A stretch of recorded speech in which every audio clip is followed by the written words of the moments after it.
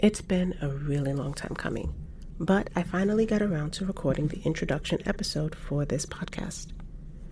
It is only fitting that I use this episode to talk about the backstory to the Renaissance Empress, so that you can have some context as to why this name, and to also share a bit about my journey since it is all connected.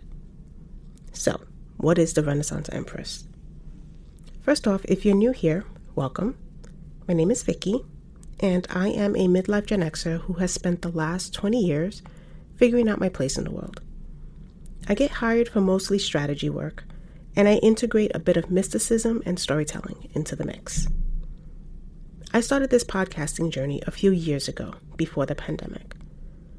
I recorded a few episodes under the moniker Sacred Brand Mastery. The name was catchy at the time, but even back then, I knew it wasn't the name. I published a few episodes during the midst of a Mercury retrograde transit. Take that bit of info for what it is. I was also half-assing it. I wasn't feeling the name, the vibe, or the energy I was bringing to it. I can blame everything around me, but honestly, I just stopped. Maybe it was content overwhelm, but more than likely, it was the end of the year, and I get mentally overwhelmed during Christmas. I was also secretly trying to plot a move to Miami, and maintaining a podcast for the very tiny handful of listeners that I did have just didn't seem like it was a good use of whatever sanity I had to spare. So I quit before I fully invested. I knew at some point I would resume, and specifically rebrand. But when the pandemic hit in 2020, I was far from being in the mind space that I wanted to be in so that I could create something good. During 2020, I had already started to divest from hustle culture, so the idea of overworking myself during what was very much uncertain times wasn't something I was down for. I remember thinking, with everything going on, a podcast really should not be on my list of priorities. I was too busy managing my asthma and anxiety while also trying to make sense of everything that was going on. Remember, it was also an election year. So I did what I always do. I retreated and went into quiet mode. The beauty of my work is that I could easily get lost behind the laptop screen, and no one would notice. I was still doing websites, which I hated, and I was sporadically doing my email newsletters, which were neither cohesive nor consistent. And yet, I still held myself to an unrealistic expectation of perfection. The world was burning, and I was trying to prioritize blogging about productivity. Protests were being held all over the country, and I was talking about the value of lead magnets. In hindsight, what I felt was a deep disconnect that only a 12th house transit could explain. At the time, I couldn't find the vocabulary to describe how I was feeling, so I did what I was supposed to do. Push through and show up anyway, which I did, but didn't do well. I was nowhere near aligned with how I wanted to be present. I'm constantly torn between two conflicting perspectives. On one side is the hustle 24/7, you can sleep when you're dead attitude that was very much fermented in me early on during my entrepreneurial journey. On the other side is the go at your own pace perspective that is almost polar opposite of what I thought I needed to do in order to be successful. The reality is I needed to figure out a way to integrate both and learn to navigate business and life through this gray nuance space where two competing visions can coexist at the same time. I began to confront myself and re-examine how I was contributing to upholding values that no longer resonated with me. I began asking myself the million-dollar question: who do you want to be, and how do you need to embody that?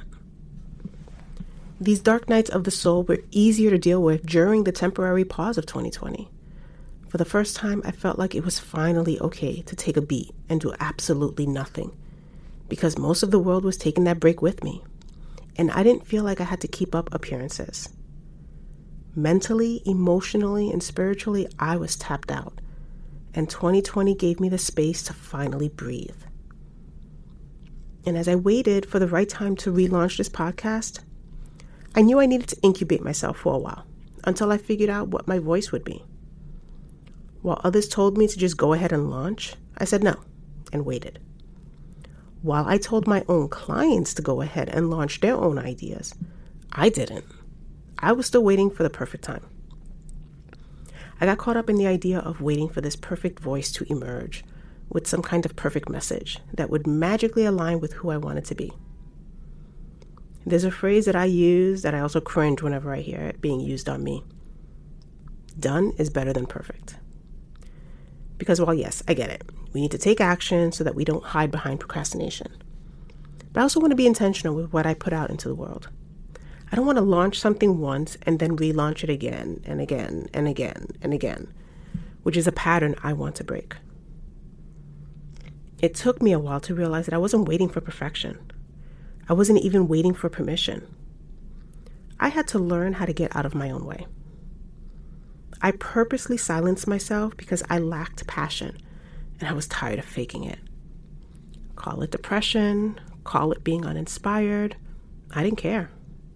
It wasn't my time, and I had to accept that my inaction meant exactly that. I was going to be out of action for a while, and I had to be okay with that decision, which I was. But that did not stop me from blaming myself for not being productive. Look, I know we are all making this up as we go along, and that there's magic in the journey itself and all that other woo-woo stuff we convince ourselves to believe. I tell this to my clients all the time. You would think I'd learn to take my own advice at some point. The truth is, I don't like letting others into my mess until I can better understand the story that needs to be told about the mess. Sharing for the sake of sharing never resonated with me, and I don't think that's going to change. Even talking about this now is still very much outside of my comfort zone. I'd rather be talking about what's going on in pop culture and how to extract strategy wisdom from the latest drama. But I understand that stepping out of one's comfort zone is a necessary part of growth. I also believe in timing. You do need to feel some level of comfort when you speak up, so that when you assert your voice, you are coming from a place of authority. There's something to be said about this pressure of coercing people into abandoning their comfort zone with little regard for how those vulnerabilities can and are often exploited for the sake of relevance. One of the things I push back against is the pressure we put on each other to expose our wounds in order to be liked online. Maybe that's my Gen X side talking. We didn't have TikTok in high school, and I'm grateful beyond words that me and my friends dodged the Instagram world in college. Not all skeletons are meant for public consumption. Not all secrets are meant for entertainment. While I do believe healing can be a communal experience, that's not the essence of what's at play when it comes to leveraging trauma for profit. I believe in strategically positioning teachable moments as an opportunity for intentional storytelling. But there's a gray area that I'm still navigating between being creative, quirky, and expressive, while also relatable with insights to support your own growth and healing. This is why I initially came up with the name Renaissance. And yes, I had the namesake planned well before Beyonce's album. I went through a period where I was overly critical of myself for not launching before her album dropped because I got fixated on the idea that y'all would think I was copying her. I wasn't. I had tinkered with the name Renaissance Bruja for a while and was getting ready to launch under that name in 2020. But during my pause period, I did a few readings and the Empress card kept coming up. The name Renaissance Empress felt right. The logo was cute. I loved the font for Empress more than I loved the font for Bruja because once a designer, always a designer. The definition of Empress and the energy it radiates is what I wanted to embody. And since my niche was multi-passionate peeps, Renaissance fit that type perfectly. Think about it. The Renaissance period is a time of creative awakening. Back then, people were artists, /poets, /astrologers, /witches, and all the while speaking a bunch of different languages and playing all sorts of musical instruments. They were the embodiment of multi-passionate and being completely unapologetic about it. The energy of Empress represents creation. At the time, I was also looking into becoming a doula, and the Empress card resonated with me. I stopped the doula training because my head wasn't in the right space. I had gotten bariatric surgery during the pandemic, before the vaccines were available, and when everyone was afraid of getting sick. Remember, I have asthma, and the bout of COVID I got in April lasted 3 weeks with a trip to urgent care. I was still trying to figure out if Miami was something that I could make happen. Then we had the presidential election. Mentally, it was a lot. And after that, 2021 came in so fast that it was a blur. Still no podcast. Still no Miami. I was an empress who wasn't creating. I was also looking at changing careers altogether. I wanted to get into photography, another profession where I get to hide behind a screen. I wanted to write a book. I wanted to do so many things, and I was holding myself back from all of them. Again, hindsight provides clarity, but at the time, I didn't have the foresight to see what was going on. Because in my mind, I was a butterfly. But in reality, I was still very much deep in the cocoon. So I did what I always do. I waited. I've waited 40 plus years to feel like I could start living. What's another few months, right? As I waited, health issues started to come up. Almost as if my body was saying that the longer you wait for something to happen, something will happen. I started 2022 with a cancer scare, and it wasn't pretty. I held myself back from breaking down on the train after an energy healing session because my negative test results came in while I was riding the 7 train, and I was able to check my medical chart on the phone with an app. I do not recommend. You know how they say, this is not my first rodeo? Well, this was not my first cancer scare. The first one was in 2019, when I was getting a series of tests done and a lump in my breast needed to get biopsied. During that time, I remember asking myself if I wanted to live, because if I didn't, and the results came back as breast cancer, then I can easily bow out, call it a life. I asked myself a question that I was afraid to answer, and to this day, I can't confidently say I would have said yes. If the results had came back positive for cancer, I don't know if I would have pursued treatment. I remember thinking, let me not tell too many people, so that I wouldn't have to explain to others why I didn't want to fight like I cared about living. As someone who's dealt for decades with suicidal ideations, feeling nonchalant about living was something I felt pretty comfortable with. The cancer scare of 2022 was different. Oh my God, everything about it felt the complete opposite. I was scared and so fucking angry. I can't recall a time in my life where I had that much inner rage. It wasn't that I was preparing myself to fight. I was livid for even thinking I had to. The time between those 2 cancer scares showed me something I had not realized about myself. Some call it growth. I called it waking the fuck up. My vibe was very different in 2022, as opposed to 2019. I was ready for a different life. The problem was, my body was ready for a different life too. I started having issues again, this time with my fibroids, and I was anemic. Some cycles were so bad that the fatigue would take over my whole day. My iron levels were ridiculously low, and there were times when I thought I would pass out. I had an IUD and had it removed and reinserted when we thought it wasn't working. But the bleeding and pain were becoming an issue. And after talking with my gyno about my options and coming to terms with the realities of my age, as well as the lifelong resistance I have to anyone calling me their mom, I made an informed decision to get a hysterectomy, to remove not only my cervix, uterus, and fallopian tubes, but those pesky fibroids that were jacking up my life every 3.5 weeks. Intellectually, I knew it was the right decision, and one I probably should have done years ago. But my emotional self was processing this decision very differently. So much so that I ended up in the emergency room 3 weeks before surgery for a panic attack. In case you're wondering, I'm still processing that decision. Something to keep in mind, I had migrated my offerings to the Renaissance Empress URL. When I was lying in the hospital room right after surgery, once the pain meds started to wear off, I started reflecting. There's no way I can continue using that word Empress for anything I did. I remember seeing those memes online about how no one with a uterus should be making decisions about abortion.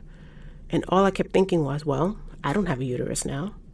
So does that apply to me too?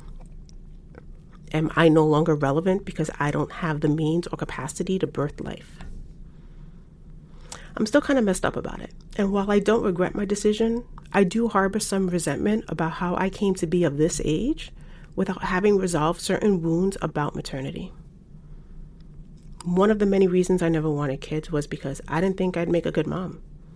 And now that I'm healing more of my emotional wounds, what if tomorrow I want kids but can't have them now? Hence the panic attack. And this is what made me feel like I couldn't use the word Empress anymore. The name, as much as I loved it, felt inaccessible to me because I didn't believe I had the right to use a term that no longer applies to my identity. As you can see, I didn't listen to my inner voice. I started to tell myself a new story and convince myself that just because you're embarking on a new adventure, that doesn't mean you need to bring all of your baggage with you. I'm keeping Renaissance Empress because I am in an ongoing process of rebirth and discovery. I am also emotionally invested in the Renaissance Empress because imperfect storytelling is the key to anchoring my journey. And it is how I want to empower you to not only find your voice, but use it in a way that makes the most sense for you. I'm sharing all of this with you so that you could better understand the backstory to this name. It means something. It's more than just a cute font and logo. Who we had to be is the context that explains why we do the things we do. While my particular story may be unique to me, the emotions are universal. The messy chatter of my overwhelmed mind is what makes me, me. And I want this podcast to help you feel comfortable with the messy journey of rebirthing you. So that's it for now. If this is the only episode you listen to, thanks for making it this far. I'm chatty, as you can see. I may not be peppy like a cheerleader, but with the right amount of coffee, I can be the voice that encourages you to flip the table whenever you need to dismantle what is no longer working for you. If it resonates with you, feel free to share this with anyone else who may need to hear this message. If you are not new around here, welcome back, and I hope this podcast finds you doing whatever brings you joy. Don't forget you can continue peeping my musings at my digital casita online by visiting vickyayala.com. That's where you'll find the latest shenanigans for my storytelling, programs, consultations, books, decks, all that good stuff. Until next time.